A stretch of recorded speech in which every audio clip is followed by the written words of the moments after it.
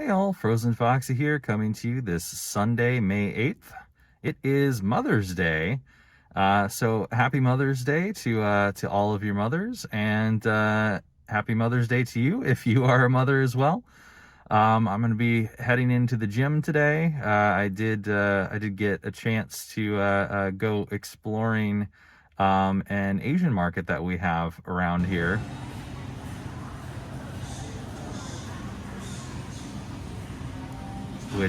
Which is a really big place.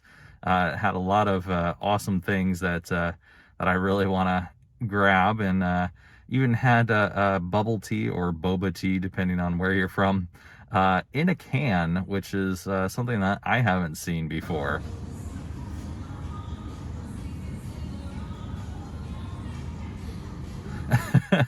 So very interesting stuff. Also managed to pick up some toys from Chewy for Skittles, and put down a large cactus-like pole along with a tube, and she had such a romp with it that she tired herself out and basically went to sleep on the side of it.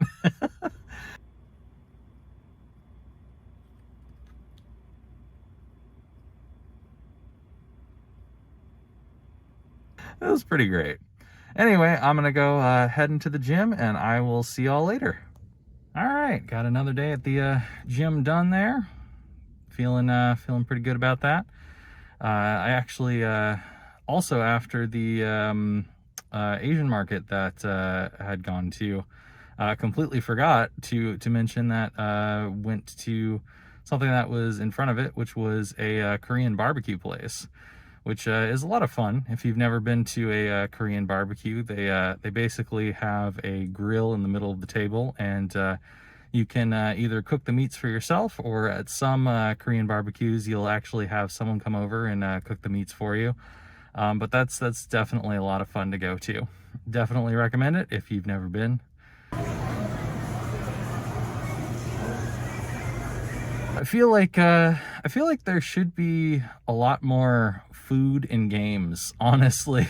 Like there's games that are based directly around food, but it seems like most of the time the food is just kind of an afterthought that's there. Like, I mean, with Fallout, they did have the food that you could eat throughout the game, but it was mainly the same kind of things, and you didn't really get to see too many people in the wasteland preparing food. It kind of, in a way, detracts from the universe, I think. So I think that it would be a little bit cool to see them put more thought into people cooking food throughout the universe. And I remember that there are some games that I've played where there will be people that are vending food throughout the universe, but most of the time it's a very rare quality for games.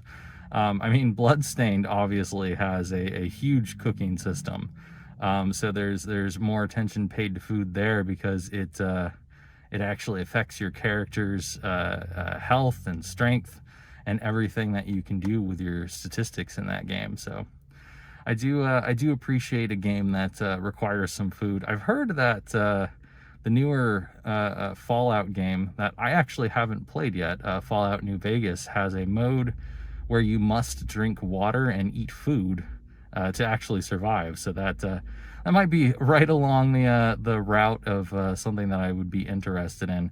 I guess that's similar to like Arma, where you had to control your temperature and food intake and all that kind of stuff. But yeah, too few games just they don't really think about that. They don't. But it really should be something that's more in there. Anyway, shirt for today that I am wearing right now is a Black Panther shirt, kind of in recognition of the fact that Doctor Strange just came out recently, which, by the way, was actually a pretty good movie. I have seen it already. I'm thinking about going to see it again in theaters. I did really enjoy it. Surprisingly, I actually enjoyed the Batman a lot better than I enjoyed Doctor Strange. I feel like it's just because they took everything about the character that has constantly gone overlooked in the movies and really developed a movie around it. So if you haven't seen it, The Batman is also a very good movie. And even though it's got a 3-hour showtime, does not feel like that at all. It feels like the pacing is great for the whole thing. Also makes me want to go back and play some of the Batman games. Funny enough, I've only played Batman Arkham Asylum, and I've never touched the other games in the series, so those are definitely things that I would like to go back and look at. I'm sure they are all fantastic games, and I just have not gotten around to them. There's just so much out there. So much.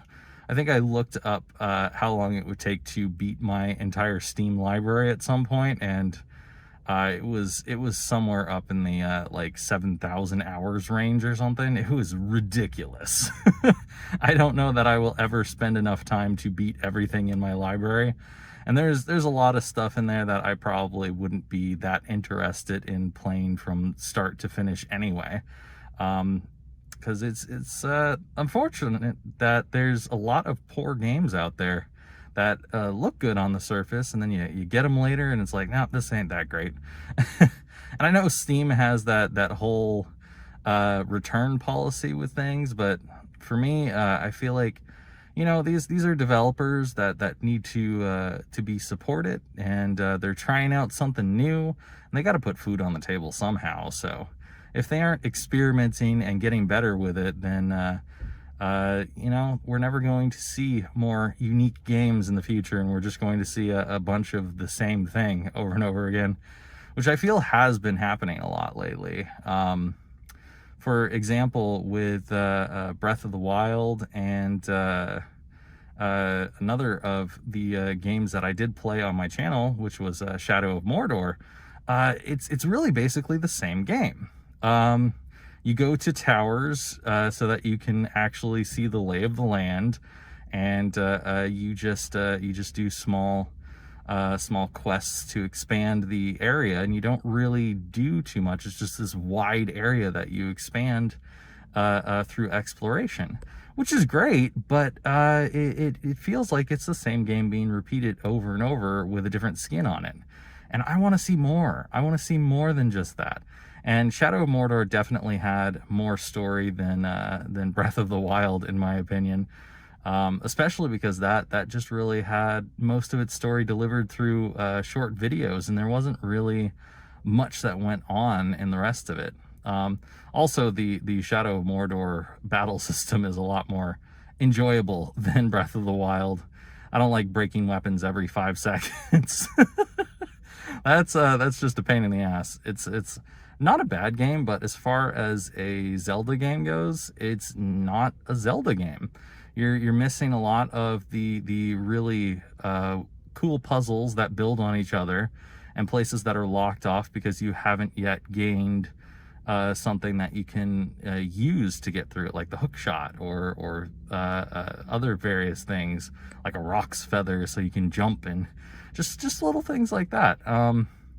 It's a fun game, it is, but it doesn't feel like Zelda to me. I really appreciate other things like Skyward Sword in the same vein, because they do feel like Zelda games, and you do have those puzzles and stuff. And I am big on those kind of puzzly games. Unfortunately, I may never ever do those kind of games outside of the one that I did stream on Twitch, which was Link's Awakening, just because Nintendo is kind of a hardliner for not allowing a lot of things. Unfortunately, it's not that I don't like them, it's that there's things to deal with.